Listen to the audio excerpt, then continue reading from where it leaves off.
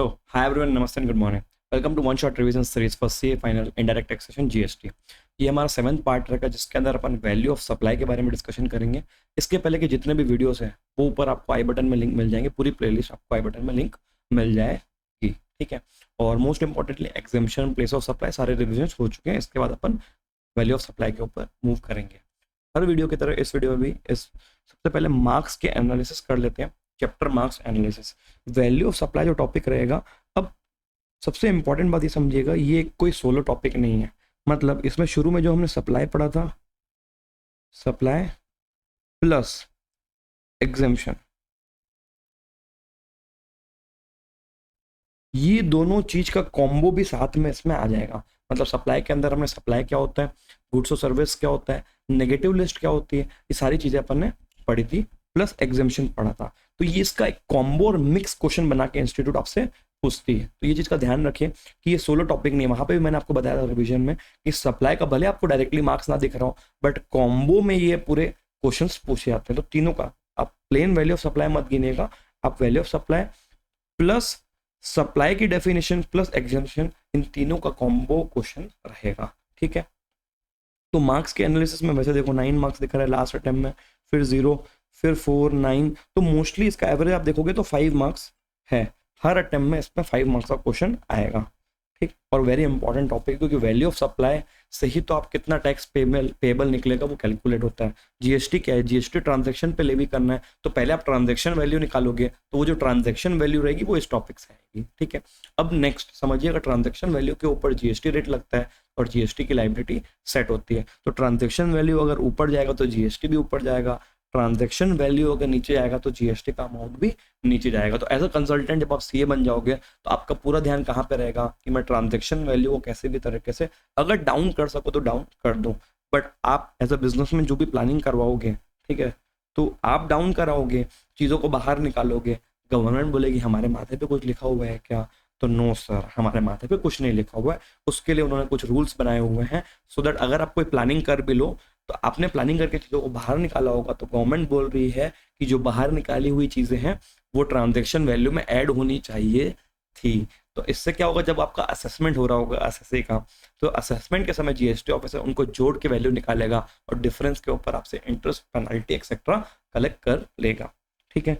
तो section 15 most important, section 15 of CGST act याद रखिएगा। सीजीएसटी एक्ट का सेक्शन 15 बोलता है वैल्यू ऑफ सप्लाई। इसके 3 सबसेक्शन रहेंगे, 1, 2 और 3। पहला वाला क्या बोलता है, value of supply is equal to TV, not the television but the transaction value. जिस वैल्यू पे आप ट्रांजैक्शन कर रहे हो, बट शर्त क्या रहेगी, 2 शर्तें इसके अंदर लागू, बहुत सिंपल शर्त है, बहुत सिंपल कंडीशंस रहेगी। First is price is sole consideration. Sole मतलब देखो, अगर आपने कोई भी चीज सप्लाई की है, फिर सप्लाइड एनी आइटम, ठीक है, तो आपको कंसिडरेशन में क्या मिले, ओनली एंड ओनली प्राइस जो आप डिक्लेयर करें सिर्फ वही मिले। उसके अलावा कोई काइंड प्रोडक्ट या कुछ और नहीं होना चाहिए, या कोई सर्विस नहीं मिलनी चाहिए, सिर्फ आपको वो प्राइस मिल रही हो। पहली condition is price should be the sole consideration. दूसरा, supplier and recipient should not be related person, should not be related person. 2 condition अगर आप सेटिस्फाई करते हो तो value of supply is equal to जितने पे आप डिक्लेयर कर रहे हो कि ट्रांजैक्शन हो रहा है, जितने पे जो सप्लायर है वो डिक्लेयर कर रहा है कि ट्रांजैक्शन हो रहा है, that is the value of supply. But subject to 15.2 and 15.3। 15.2 क्या बोलता है, इंक्लूजन्स टू ट्रांजैक्शन वैल्यू। आपने ट्रांजैक्शन वैल्यू बोला, ठीक है, बट उसमें कुछ चीजें इंक्लूड कराई जाएगी। अब जब देखो क्वेश्चन आता है ना आपको, तो क्वेश्चन को ध्यान से पढ़ना है। क्वेश्चन की 2-3 वैरायटी रहती है। अब देखो, एक वैरायटी ये रहेगी, ऊपर में आपको मेन ट्रांजैक्शन वैल्यू लिखी रहेगी, फिर नीचे बोलेगा कि in the about transaction value following things are already included. तो भैया जब ऑलरेडी इंक्लूडेड है ना, तो अलग से उसको सेकंड टाइम इंक्लूड मत करो, ऐड मत करो। बट अगर इंक्लूडेड नहीं है, ऊपर प्राइस में लिखा हो एक्सक्लूसिव ऑफ फॉलोइंग वैल्यूज, मतलब मेन प्राइस में फॉलोइंग चीजें एक्सक्लूड है अभी तक, जब तक क्वेश्चन में है तब तक, तो आपको सॉल्यूशन में उसको इंक्लूड एक्सक्लूड करना है जी, ठीक है। तो आपको क्वेश्चन पढ़ के पहले समझना पड़ेगा कि उस पॉइंट का इफेक्ट उन्होंने ऑलरेडी ले लिया है या नहीं लिया है, ठीक है। इंक्लूड होना, लॉ ये बोलता है कि इंक्लूड होना चाहिए था, it should have been included. अब अगर ऑलरेडी हैव बीन इंक्लूडेड है तो कुछ मत करो, इग्नोर करो, नीचे नोट डाल दो कि it has already been included. और अगर नहीं है तो आप उसको ऊपर सॉल्यूशन में ऐड कर दीजिए, मेन प्राइस के नीचे add as per section 15.2 inclusion to transaction value, point लिख दीजिए और नीचे नोट डाल दीजिए, ठीक है।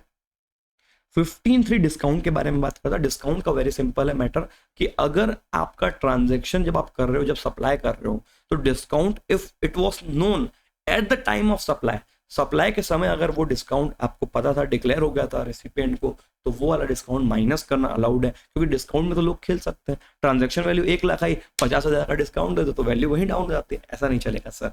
देखिए सिंपल सा ट्रेड डिस्काउंट, तो ये इंडिकेट क्या कर रहा है, जैसे अपन अकाउंटिंग में पढ़ते थे ना, ट्रेड डिस्काउंट और कैश डिस्काउंट, तो आपका TD trade discount is allowed, but cash discount if it was known at the time of supply then okay, but बाद में अगर दे रहे हो ना, मतलब आप खेल खेल रहे सरकार के साथ, सरकार मना कर रही है, ठीक है मित्रों, I saying no, it is not allowed. Okay sir, ठीक है, चलिए नेक्स्ट। अब section 15 value of supply is equal to transaction value means price actually paid और पेबल।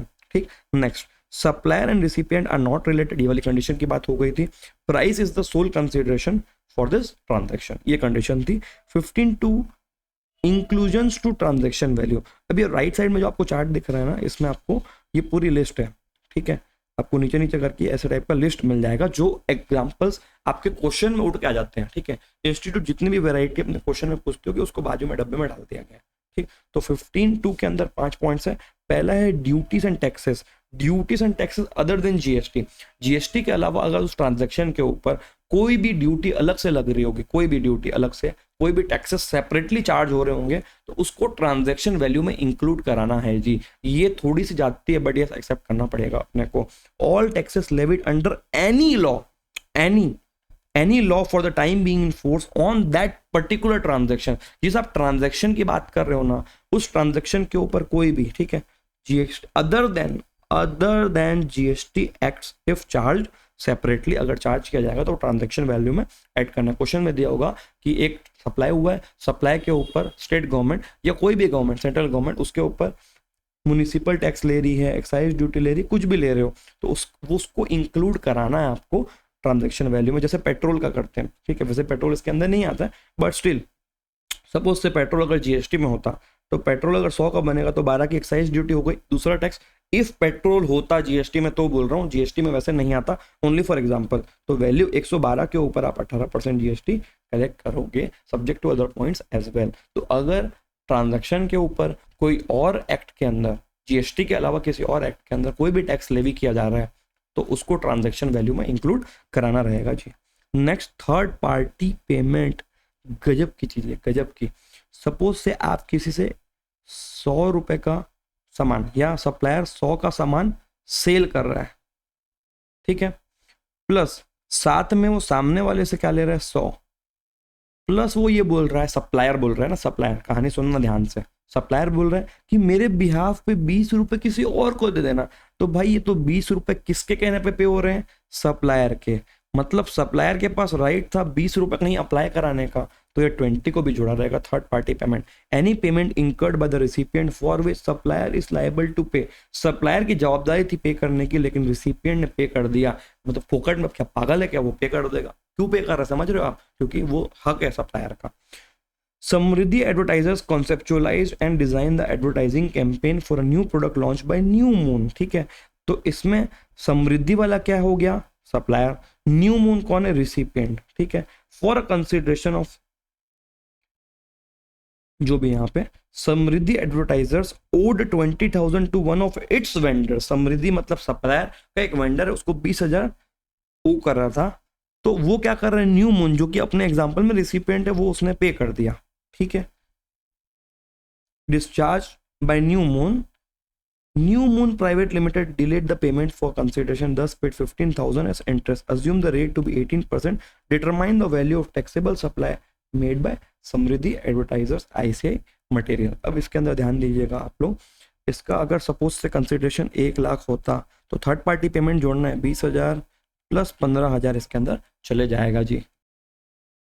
ठीक, नेक्स्ट, ए हो गया duties and taxes, third is B is third party payment, C is incidental expenses, incidental to what, incidental to supply, supply से incidental packing charges, loading unloading etcetera, कोई भी type के charge, third party inspection, ये वो कोई भी आपके उस सप्लाई से रिलेटेड इंसिडेंटल चार्जेस अगर सप्लायर कलेक्ट कर रहा है, if the supplier is collecting that charges from the recipient, that charges will be included in the transaction value for the purpose of GST. Any incidental expenses charged, charge सब पे focus करिएगा, charged by supplier and any amount charged for anything done by supplier at the time of supply or before delivery, at the time of supply or before delivery, ठीक. Packing charges, labelling, designing, loading, ये सब ना question के examples दिए हुए, जितना भी मतलब वेराइटी ऑफ क्वेश्चन आज तक मैंने देखा होगा उसके मैंने एग्जांपल्स खींच के ला दिए हैं, तो ये आपके चार्जेस रहेंगे. Inspection charges, installation testing charges, royalty and warranty charges अगर सेपरेटली चार्ज किए जा रहे हैं. धर्मादा का मतलब ये हिंदी शब्द चैरिटी, अगर जबरदस्ती कलेक्ट कर रहे हो कि भाई 3 रुपए तो लेंगे ही लेंगे. जोमेटो में देखे होगे आप, फाइनल ऑर्डर देने के पहले 3 या 4 रुपए कुछ लेते हैं ना, वो फीड इंडिया फाउंडेशन ऐसा एक्सेट्रा, देख लीजिएगा आप लोग शायद ऑर्डर करते होंगे जोमेटो स्विगी से, वहां पे भी रहता है. फ्रेट शोन सेपरेटली, फ्रेट अलग से दिखाया गया. प्री डिलीवरी इंस्पेक्शन के charges, any other charges for which separately charge, अलग से आप चार्ज कर रहे हो. ये तो क्या आपने प्लानिंग खेल दी ना, वैसे तो ये ओरिजिनल ट्रांजेक्शन वैल्यू में होना चाहिए था, बट आपने उसको अलग कर दिया. आप बोल रहे हो मेन का पार्ट नहीं, ऐसा नहीं चलेगा. गवर्नमेंट ने बोला ये आपके ट्रांजैक्शन वैल्यू पे ऐड हो जाएगा. Next D, interest late fee penalty for delay in payment.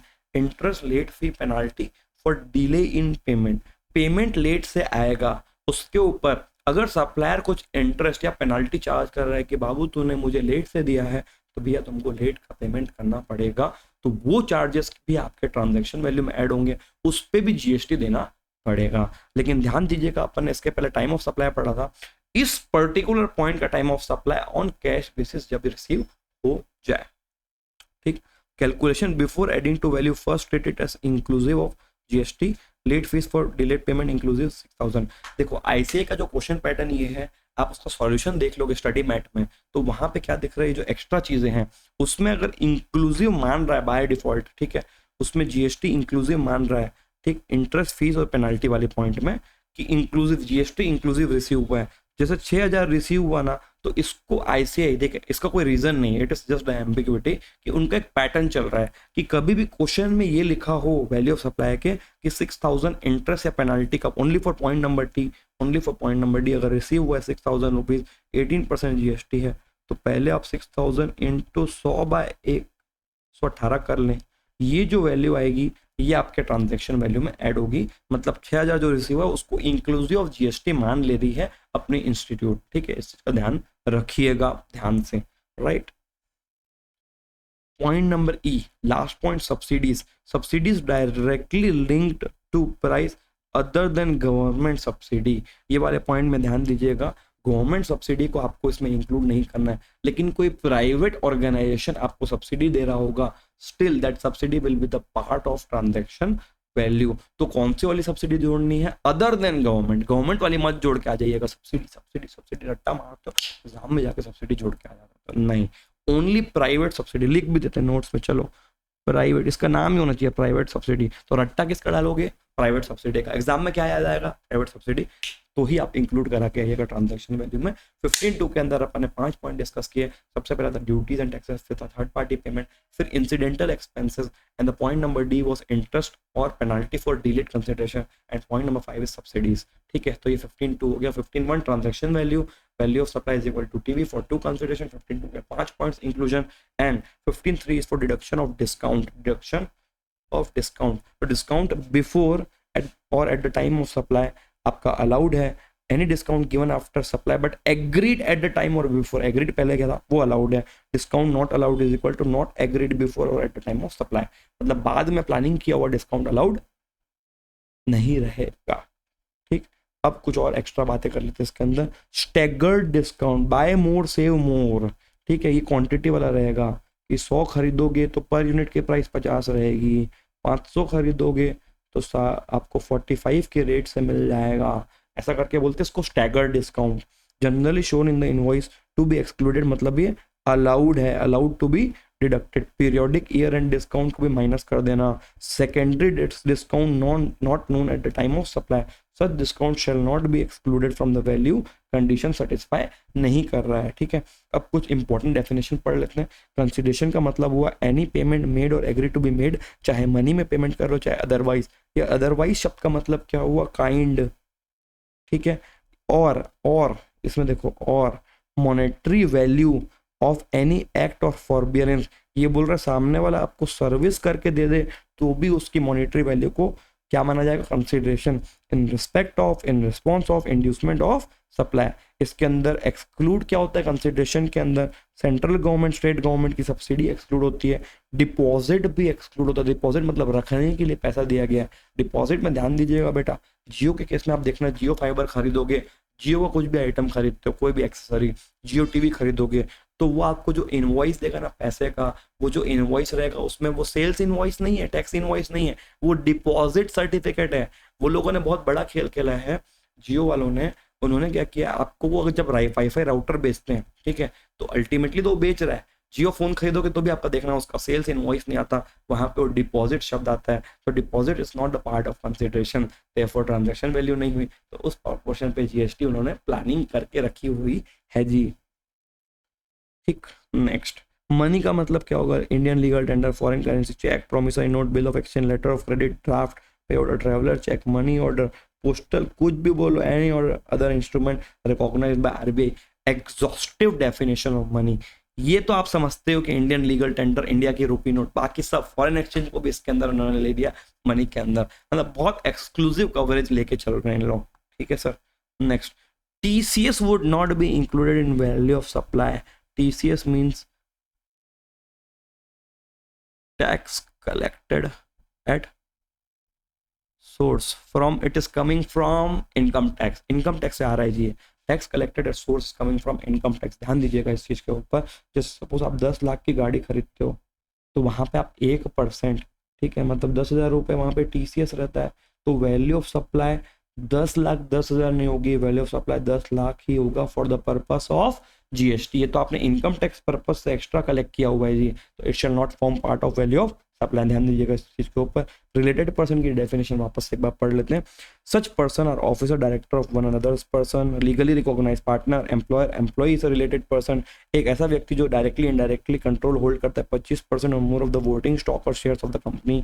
One of them directly indirectly control the other, ठीक है, both of them directly indirectly control by other person, या दो लोग मिलकर एक को कंट्रोल कर रहे हैं, और या तो they are members of the same family. Family का मतलब होता है spouse, children, parent, grand parent, brother, sister of the person, if they are wholly and mainly dependent on the said person. ठीक है जी, ठीक है, not a big deal. Now अभी तक का जो प्राइमरी पार्ट था transaction value, value of supply का, वो ओवर हो चुका है। डिफॉल्ट क्वेश्चन, अब टेढ़ी चीजें आ रही हैं।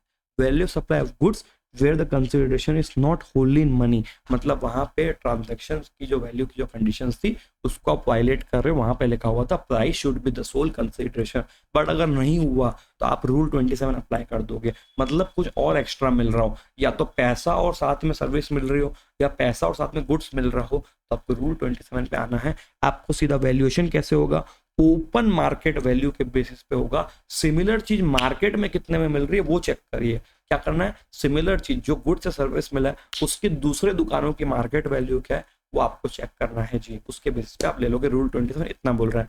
बट देखो यहाँ पे एग्जांपल देखिए, where a new phone is supplied for 20,000 along with the exchange of an old phone, and if the price of new phone without exchange is 24,000, then the open market value of new phone कितना हुआ 24,000, that is called OMV।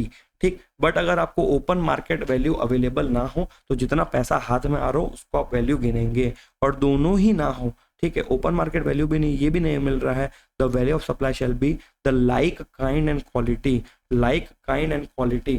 ठीक है, मतलब similar चीज market में कितने में, like kind मतलब जैसे मान लो टी की बात हो रही तो कॉफी का भी देख सकते हो etcetera, that is called like kind and quality. Goods और service of same kind and quality को देखिए, आइडेंटिकल सिमिलर नेचर को देखिए, सिमिलर सर्कमस्टांस को देखिए, कंपैरिजन ऑफ वेरियस फैक्टर्स, मतलब जजमेंटल आ जाएगा, जजमेंटल। ठीक है, और अगर तीनों ही ना हो तो कॉस्ट बेसिस पे आ जाएगा रेसिडुअल। ठीक है, अगर तीनों ही नहीं रहेगा तो कॉस्ट बेसिस पे आ जाएगा। कॉस्ट बेसिस क्या बोल रहा है, आपका जो cost value of supply shall be 110% of the cost of production और मैन्युफैक्चर और cost of acquisition of such goods और the cost of provision of such services. मतलब जितनी भी आपकी कॉस्ट रहेगी 100 आपकी कॉस्ट है तो प्लस 10% प्रॉफिट जोड़ के ट्रांजेक्शन वैल्यू आप मानोगे। अगर ऊपर वाले मेथड से नहीं निकल रहा होगा तो ही यहाँ तक आओगे जी। ठीक, next important, supply made by agent. अगर आपका ट्रांजेक्शन का केस ऐसा है कि एजेंट को सप्लाई कर रहे हो, ठीक है, सप्लाई कर रहे हो एजेंट को, तो उस केस में रूल 29 लग जाएगा, या तो ओपन मार्केट वैल्यू ले लीजिए, और if the goods are intended for further supply, और आगे सप्लाई करेगा तो 90% of price of like kind and quality by recipient to its unrelated customer, वो वहां से जो बेच रहा है उसका 90% ऑफ प्राइस, मतलब 10% यहाँ पे प्रॉफिट घटा दिया इन्होंने, ठीक है। विद दैट अपने बहुत सारे जनरल प्रोविजंस कंप्लीट होते हैं। अब आते हैं स्पेसिफाइड सप्लाईज के स्पेसिफाइड वैल्यूएशन रूल्स।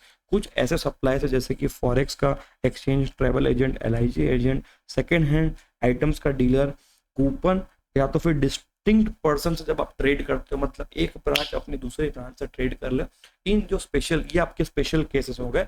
इसके लिए गवर्नमेंट ने एक बीच का रास्ता निकाला हुआ फॉर्मूला, तो इससे जो भी आपके आंसर निकलेंगे ना, ध्यान दीजिएगा, एग्जाम में आप गलती यहाँ पे करते हो उसको आप GST मान लेते हो, GST नहीं, ये जो तरीके आप यूज करेंगे उससे जो आ रहा है वो आंसर, वो वैल्यू जो आ रही है will be called transaction value, और वो वैल्यू के ऊपर GST कैलकुलेट होता है मल्टीप्लाई करके। तो ये आप एग्जाम में गलती करके आते हो, ध्यान दीजिएगा गलती क्या है कि जो यहाँ पे तरीके दिए हुए हैं ना, कुछ भी फॉर्मूला दिया होगा, उससे जो भी आंसर निकलेगा उसको आप GST मत मानिए, that will be transaction value, ठीक है।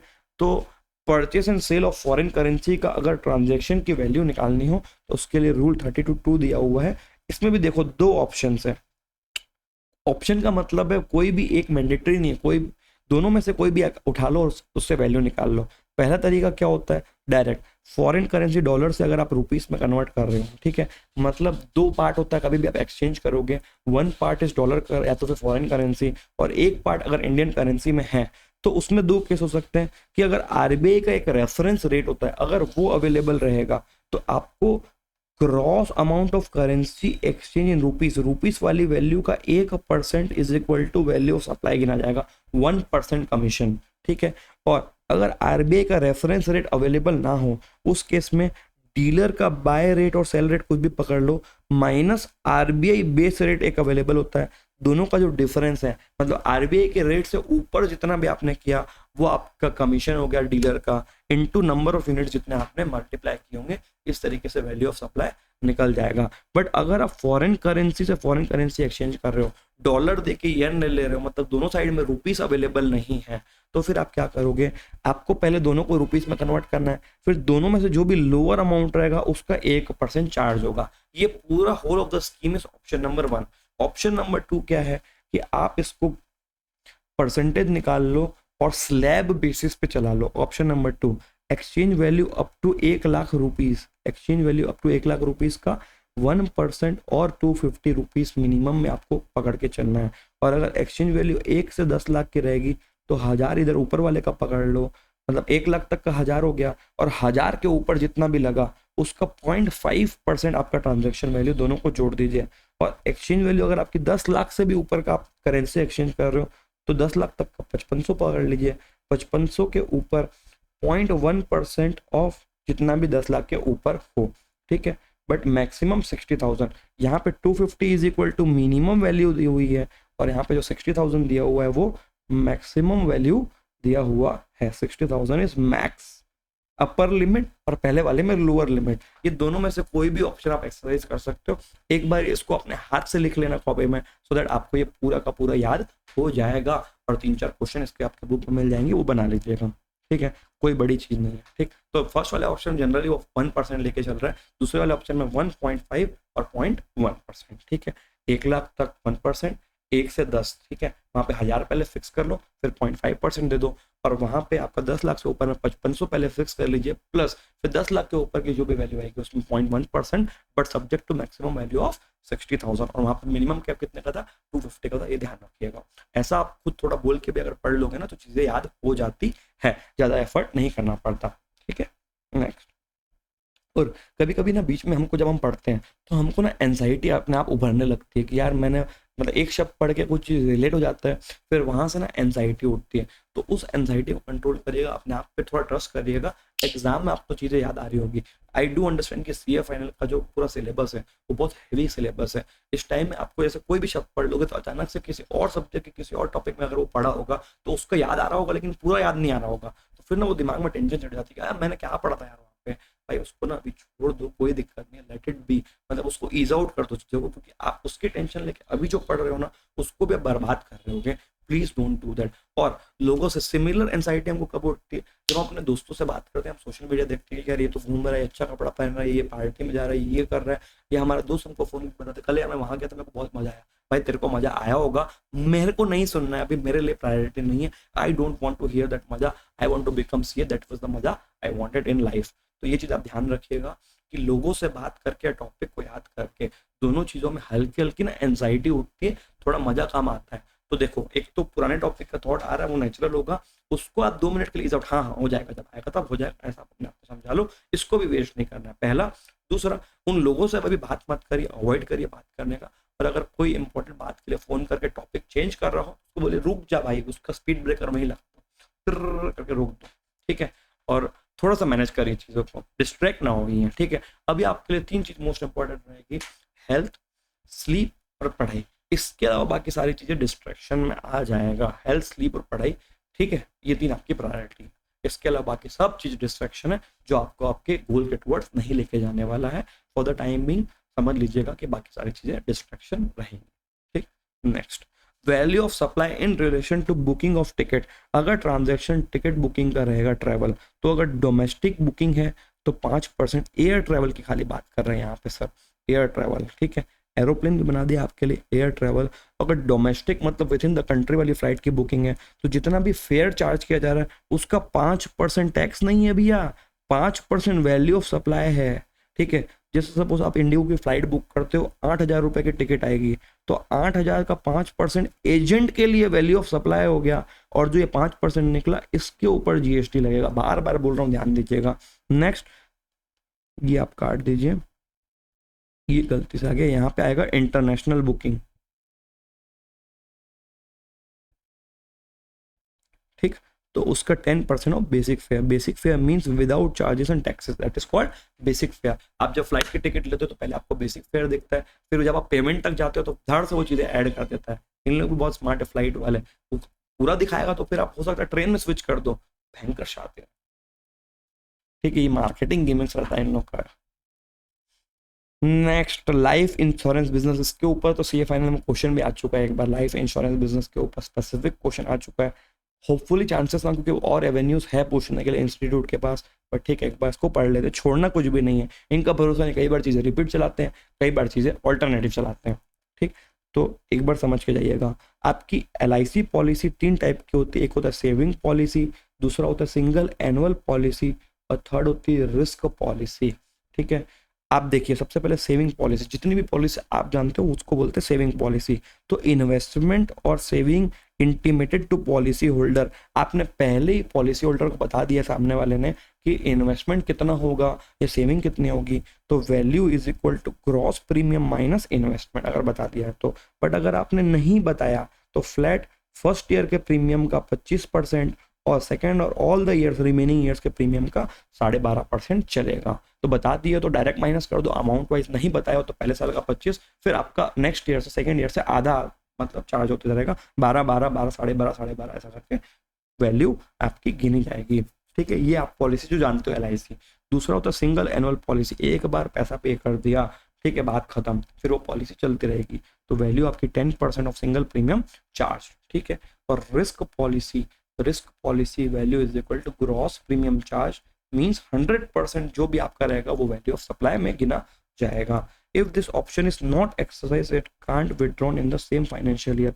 भैया ये जितने भी आप सजेस्टेड रूल्स दिए जा रहे हैं ना, ये सजेस्टेड है, मैंडेटरी नहीं, आपकी मर्जी, आप चाहो तो लगा सकते हो, ठीक है। मतलब ये इन्होंने शॉर्टकट तरीके बताए हुए हैं कि इस तरीके से भी आप वैल्यू ऑफ सप्लाई निकाल सकते हो। और अगर कोई वैल्यू आपको डिक्लेयर करनी होगी तो वो भी आप डिक्लेयर कर लेना, मैंडेटरी नहीं, बट एग्जाम में आपको यहाँ पे मैंडेटरी फॉलो करना रहेगा अगर ऐसा क्वेश्चन आता है तो। वो प्रैक्टिकल के लिए ऑप्शन दिए हुए हैं, ठीक। मजेदार OLX केस, OLX जानते हो आप लोग, सेकेंड हैंड गुड्स की सेलिंग और बाइंग होती रहती है, OLX केस। तो उसमें अगर कोई ऐसा डीलर है जिसका शॉप, जिसका सप्लाई सेकेंड हैंड गुड्स पे होता है, तो उसमें वैल्यू क्या बनेगा, मतलब प्रॉफिट को वैल्यू गिनना, सर्विस है, सेकेंड हैंड गुड्स को लेके बेच देना इस सर्विस, ठीक है, सर्विस वाला काम हो गया। तो नॉर्मल सिचुएशन में देखिएगा, अगर सामने वाला डीलर आईटीसी नहीं ले रहा है तो selling price minus purchase price को वैल्यू माना जा रहा है, ठीक है। मतलब ये कमीशन ओरिएंटेड समझ लो आप इसको। सेकेंड हैंड जो बिजनेस होता है ना, उसको गुड्स का डीलर नहीं समझते, जीएसटी वाले लोग उसको सेकेंड हैंड का कमीशन समझते हैं। तो कमीशन कैसे निकलता है, selling price minus purchase price को वैल्यू गिन रहा है, वैल्यू पे जीएसटी लगाइएगा। नेक्स्ट, आईटीसी टेकन ऑन अगर परचेस रहेगा तो फिर आपको प्रॉपर से पूरे तरीके से ट्रांजेक्शन वैल्यू नॉर्मल गुड्स वाला डील करना है, ये आपका ऑप्शन है। If goods repossessed from defaulting borrower, bank अगर ऐसा कर दे तो वहां पे देखिएगा purchase price of defaulting borrower less हर each quarter part of quarter from date of purchase to date of disposal 5% minus करते जाइएगा, ये वैल्यू आ जाएगी, ठीक है। अब देखिए next, value of token voucher coupon stamp money value of goods और service redeemable. Token voucher coupon वगैरह की वैल्यू क्या निकलेगी, जिससे उसको जो भी आप रिडीम करने से आपको मिलेगा उसकी जो वैल्यू रहेगी वही वाउचर की और टोकन की वैल्यू गिनी जाएगी, ठीक है। Next, value of supply of service two distinct person, ये अपन अलग से डील करेंगे। नेक्स्ट, सर्कुलर कुछ आए हुए थे, mould die supplied by OEM original equipment manufacturer supplied free of cost not a supply no GST leviable. जब भी ओईएम का मतलब क्या होता है, जैसे मान लो हुंडई है, हुंडई क्या करेगा, अगर हुंडई को लाइट या कोई एक्सेसरी किसी और पर्सन को बोल के बनवानी होगी, दूसरे फैक्ट्री से मंगवाता है, या आईफोन अपने मैन्युफैक्चरर फॉक्सकॉन को कुछ मोल्ड या डाई उसको देगा कि भाई इस ढांचे में डाल के बना लेना, तो ढांचा को बोलते हैं मोल्ड और डाई। तो अगर वो फ्री ऑफ कॉस्ट सप्लाई कर रहा है एप्पल फॉक्सकॉन को, तो उसको सप्लाई नहीं माना जा रहा है, जीएसटी लेविएबल नहीं होगा। GST applicable on additional penal interest, हाँ, डिलेड पेमेंट ऑफ इंटरेस्ट के ऊपर जीएसटी लागू होता है। विद दैट अपना वैल्यू ऑफ सप्लाई का रिवीजन बेहतरीन तरीके से कंप्लीट हो चुका है। इसके बाद आप इसके 5-7 क्वेश्चन बना लो, टॉपिक कंप्लीट है। जीएसटी भयंकर इजी आपको लगना चाहिए, यहाँ तक आपके मेन टॉपिक्स चल रहे हैं, ठीक है। प्लेस ऑफ सप्लाई हो गया, टाइम ऑफ सप्लाई हो गया, वैल्यू ऑफ सप्लाई भी हो जा रहा है, तो मेजर टॉपिक्स आपके यहाँ पे कंप्लीट होते हैं। इसके बाद अपन रजिस्ट्रेशन ये वो सारी चीज़ों पे जाएंगे। आईटीसी एक खतरनाक टॉपिक है जो बचा हुआ है, बहुत ईजी तरीके से रिवाइज करेंगे उसको आगे जाके। आईटीसी के रिविजनल वीडियोस तक बने रहिएगा। With that I am signing off for this video. अगर आपको वीडियोस पसंद आ रहे होंगे तो अपने प्लीज़ फ्रेंड्स जिनको नीड हो उनसे शेयर कर लीजिए, और कुछ भी प्रॉब्लम, कोई भी रिव्यू फीडबैक जो भी रहेगा प्लीज़ कमेंट में डालिएगा, ठीक है। अपन इंटरेक्ट करेंगे तो मजा आएगा, साथ में जुड़े रहते हैं। चलिए, with that bye everyone, take care, have a nice day.